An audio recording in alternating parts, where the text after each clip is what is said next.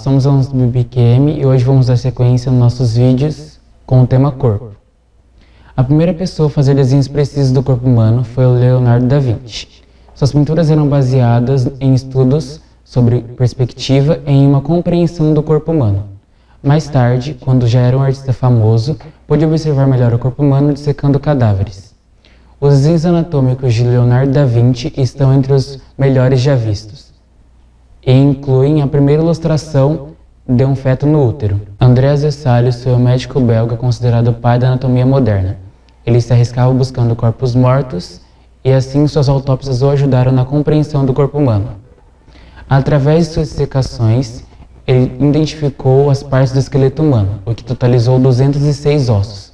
Ele também analisou cada músculo, ligamento e órgão e buscava formar um quebra-cabeça do corpo humano. Para isso, roubava mais corpos. Apesar de ser professor, ele continuava a realizar suas dissecações e empregava artistas talentosos para ilustrar suas obras. Os desenhos foram reunidos em um livro chamado A Estrutura do Corpo Humano. William Harvey foi um médico britânico que pela primeira vez descreveu corretamente os detalhes do sistema circulatório do sangue ao ser bombeado por todo o corpo pelo coração, contestando a ideia de Galeno.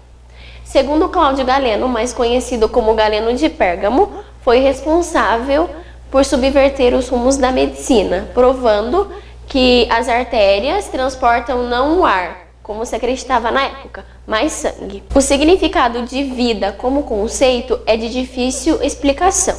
Sabemos a diferença entre vivo e morto, mas apontar as diferenças específicas de cada um é outra questão. A ciência parecia estar mais perto de descobrir o segredo da vida.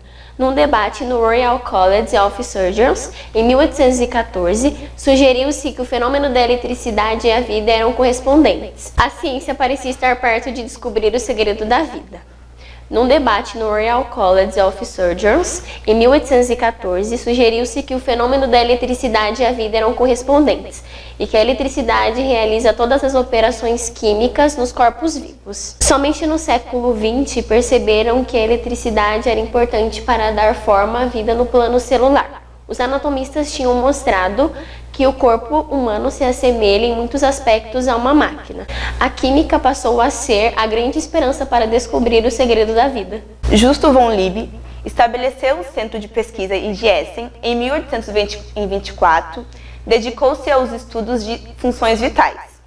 Ele fazia os alunos analisarem, testarem e contarem substâncias químicas, que são água, alimento e gases. Saem e entram do corpo humano. Ele chegou à conclusão de que o peso que entra é exatamente igual ao que sai. Para ele, esse experimento é uma evidência de que a vida pode ser reduzida em operações químicas. A célula é uma das coisas mais complicadas que conhecemos. Quando pensamos, nos movemos, sentimos fome ou tristeza, essas ações são mediadas pela célula. O primeiro a descrever uma célula foi Robert Hooke. Uma de suas pesquisas surgiu quando ele apontou um microscópio para um pedaço de cortiça. Ele descreveu as estranhas estruturas regulares observadas como células de monges, batizadas como células. A Segunda Guerra não foi um conflito apenas de exércitos, mas também de cientistas. No final dela, muitas coisas estavam esclarecidas. Por exemplo, todos os seres eram formados por células. Essas células já se sabiam que continham genes que determinavam como um ser crescia e se comportava. Os genes eram localizados no interior do núcleo das células e eram compostos de DNA. Depois da guerra, haviam muitos cientistas desiludidos, querendo participar de projetos mais edificantes, mas a favor da vida, diferente das bombas e outras formas de matar pessoas. Por exemplo, físicos como Maurice Wilkins e Francis Crick, que se dedicavam à biologia. Da década de 1950, a jovem e brilhante pesquisadora Rosalind Franklin se juntou a eles. No decorrer de suas pesquisas, Rosalind se expôs a grandes quantidades de radiação, o que causou sua morte prematura. Ela obteve imagens da estrutura de DNA, separando os filamentos e expondo eles a raio-x. No entanto, não recebeu crédito por suas pesquisas. Esse crédito foi dado a James Watson e Francis Crick. Watson e Crick perceberam que o DNA era formado por duas longas fitas que entrelaçavam-se em formato de espiral, uma ao redor da outra. Do lado que ficava uma voltada para a outra, ou seja, a parte interna da espiral, havia 4 tipos de moléculas: a adenina, a timina, a guanina e a citosina.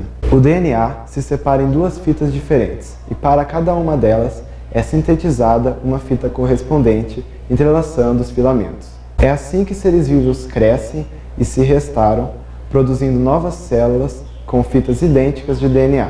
A descoberta da estrutura do DNA foi um grande momento para a história da ciência e a busca do segredo da vida. Apesar de ainda não sabermos exatamente o que nos dá a vida, já sabemos que uma extraordinária molécula é o centro de nosso organismo e de todas as formas de seres vivos no nosso planeta.